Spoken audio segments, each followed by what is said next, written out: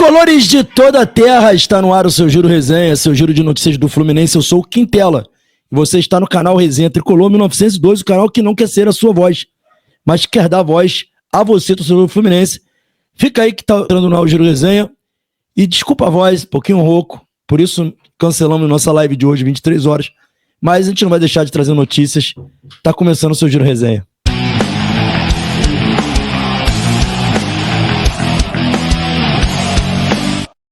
É isso aí, agora em definitivo, tá? E a gente vem trazendo informações já de cara aí, hoje tem coisa pra falar aqui também, né? Uma informação que saiu hoje no GE, né? Nosso giro aqui, a gente tá falando aí sobre o Fluminense, então a gente vai trazer duas notícias em uma. Hoje a notícia trazida pelo Marcelo Neves, né? E a gente vai colocar, já começando aqui nosso giro de notícias do Fluminense. O Marcelo Neves trouxe essa informação aí que vocês estão vendo na tela aí, galera. Vamos lá, vamos ver essa notícia aí.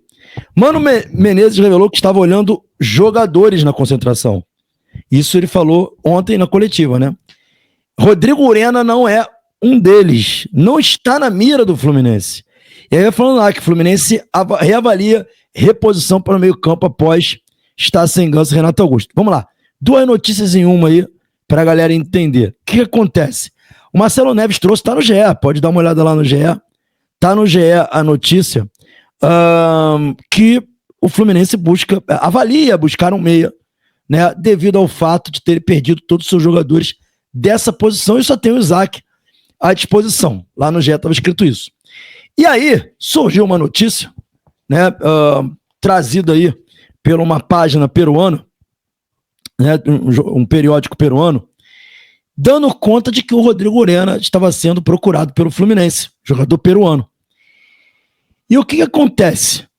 O Marcelo Neves, logo depois, desmentiu a notícia, né? Trazendo o link da notícia anterior, que o Fluminense busca um meia, e dizendo, né, Rodrigo Urena não é um deles, não está na mira do Fluminense. Então, o próprio Marcelo Neves, que é um cara muito próximo da gestão do clube, amigo das pessoas da gestão, um cara que tem muita informação, trouxe essa notícia desmentindo aí que o Rodrigo Urena poderia vir para o Fluminense. Então, duas notícias em uma. A notícia do Rodrigo Urena trazida aí por esse jornalista peruano, que agora, peço desculpas, não lembro o nome, mas estou colocando aí no vídeo aí para vocês poderem ver. Não está nos planos do Fluminense, tá bom? E o Marcelo Neves desmentiu então esse jornalista e trouxe informação dizendo que não está na mira do Fluminense, mas que o Fluminense avalia sim a contratação de um meia. Beleza, galera? Então essa foi a primeira notícia do dia. Outra notícia do dia muito importante que abalou aí todo mundo, trouxe muita discussão, é a situação do Arias, tá? Estamos chegando no fim da janela da europeia e essa notícia aqui, trazida pelo Netflu, pelo GE, repercutida pelo Netflu mais cedo, dava conta de que o Feyenoord negocia com o John Arias do Fluminense, segundo um site holandês, o site 1908, tá? Que trouxe isso daí. O GE trouxe a informação do site 1908 e o Netflix tá repercutindo, para poder ficar tudo certinho. Desculpa, galera, minha voz tá muito ruim, até por isso cancelei a live de mais tarde, mas vou continuar tentando passar a notícia para vocês. Então, esse site trouxe mais cedo que o Arias estava negociando com o Feyenoord. De manhã, por volta das 9 horas, eu recebi uma informação de que hoje, provavelmente, o Arias iria se acertar, Fluminense e Arias, e um provável clube da Europa, iriam se acertar e o jogador estava praticamente de saída do Fluminense. Falei no grupo de membros premium do canal, falei pra galera, ó, acho que hoje o Arias sai, né? Mas eu não sabia que era o Feyenoord, eu não sabia que o Feyenoord era o time. Eu disse, eu não sei o nome do time. Aí até meu xará lá, o Leandrão, falou assim, cara, eu acho que é o Feyenoord, tá tendo essa notícia na Europa. Aí eu falei, pô, então deve ser, porque a informação que eu recebi é que no time da Europa. Então, galera, e agora, logo saiu essa notícia nos jornais brasileiros, né, de que tava negociando, e agora à tarde, vou colocar na tela para vocês poderem ver também, ó, vamos lá, vou colocar na tela aqui, para vocês verem também, saiu a notícia, tá, que o Fluminense recusou a proposta do Feyenoord pelo Arias. Entendeu? Saiu essa notícia aí, ó. Fluminense recusa a proposta de Feyenoord pelo Arias. Não vou ler a notícia porque eu tenho alguns complementos dela para dar para vocês. Infelizmente, eu fiquei fora o dia inteiro, eu não consegui olhar meu zap direito, não consegui fazer as perguntas que eu queria para essa fonte que me deu essa informação. Mas agora à tarde eu perguntei para ele, cara, e aí, como é que tá a situação? Ele falou, cara, o Fluminense recusou. Ele já tinha me dito que o Fluminense teria uma reunião online com um representante do Feyenoord hoje à tarde, não disse horário. E parece que o Fluminense teve essa reunião, né, online com esses representantes do Feyenoord e não chegaram a um acordo. A proposta, segundo o GE, é menor que a do Olympiacos, tá? Eu não tenho a informação de quanto exatamente o Olympiacos ofereceu ao Fluminense, precisamente. Mas a informação que eu obtive é que era menos de 10 milhões de euros. Então, se é menos de 10 milhões de euros, quanto é que o Feyenoord ofereceu? Seria legal a gente saber. Mas já é a segunda proposta que o Fluminense recusa por valores baixos para o Arias.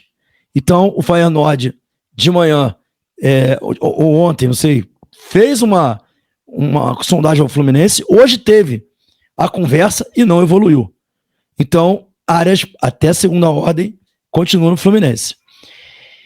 Tá fechando a janela, tem até terça-feira para essa janela fechar, e tudo indica que, se continuar assim, o Arias deverá ficar no Fluminense. Eu acho que é um grande reforço para o Fluminense. A permanência do Arias, a gente viu no jogo de ontem como ele faz diferença. Então, essas são informações, continuarei apurando para ver se surge mais alguma coisa sobre esses valores. Tá muito difícil conseguir essas informações. O Fluminense trabalha com muito sigilo esse ano. Então, se eu souber alguma coisa, eu falo para vocês. Vamos lá. Por último, uma informação também bem relevante, né? Vocês devem ter visto aí o Netflucast, recebeu o Ailton, né, que foi supervisor da base do Fluminense. E o Ailton, ele fez algumas revelações importantes aí, tá? Ele revelou problemas na base do Fluminense. E aí vem dizendo aqui, ó, que ele fez críticas ao Sub-20, mas não se aprofundou no assunto. Ele disse isso aqui, por exemplo, ó. Ajudei bastante o Fluminense. Aí tem momentos no Sub-20 foi muito mal. Muito mal. Está mal até hoje. E precisa ter mudanças. E essa mudança começou pela coordenação e supervisão. Revelou o Ailton. Aí ele vai falando aqui. Eu era coordenador e o Duílio supervisor. Então caiu nas nossas costas. Mas tem muita coisa para ser mexida. Tem muita coisa errada. No Sub-20, principalmente. Tem muitas coisas. Falou aí o Ailton, ele continuou. Não vou falar porque já saí. Prefiro não comentar porque são coisas que vão desagradar muita gente. Eu acho que o que eu vou guardar do Fluminense, quem sabe um dia eu posso voltar.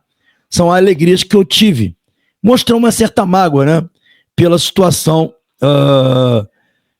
do Fluminense, tá? E aí, o que acontece, galera? A gente, e aí eu posso tentar fazer uma ilação e deixar muito claro que não é uma informação, é uma ilação que eu posso fazer a vocês aqui, que o que o Ailton pode estar reclamando, e é uma coisa que eu já recebi esses feedback, é a falta da meritocracia na base, sabe? E a falta de um projeto que resulte em um processo de transição. O Ailton não quis falar especificamente, e eu acho até que ele foi muito corajoso de dizer que tem problemas, porque com certeza ele está fechando portas, e não só no Fluminense, ele está fechando portas a nível nacional. Porque um coordenador de base, depois que sai do clube, ele não deveria estar falando do clube. Profissionalmente, isso é prejudicial a ele. Mas o que eu acho que ele está se referindo são dois problemas crônicos da base do Fluminense que eu já ouvi, inclusive de profissionais do clube. Vou citar nome. Já ouvi de pai de jogador da base, tá? Essa reclamação. Até de jogador da base que já mandou mensagem pra gente no Instagram, eu já ouvi. Que é o quê? Que é a falta de meritocracia e a falta de um processo estruturado de transição. São os dois principais problemas que o Fluminense vive. A meritocracia, porque muitas vezes o Fluminense contrata jogador de empresário para atender uma demanda de empresário, e a transição, porque o Fluminense não faz uma transição de base correta. O Fluminense ou coloca o jogador em situações que não é para colocar, ou retarda a inserção desse atleta no elenco profissional, né? Ou para alocar jogadores que não meritocratamente deveria estar ali, ele tira a oportunidade de jogadores da base. Então, essas são as principais situações que eu tenho certeza que é disso que o Ailton está falando. Principalmente da influência de empresários na base do clube.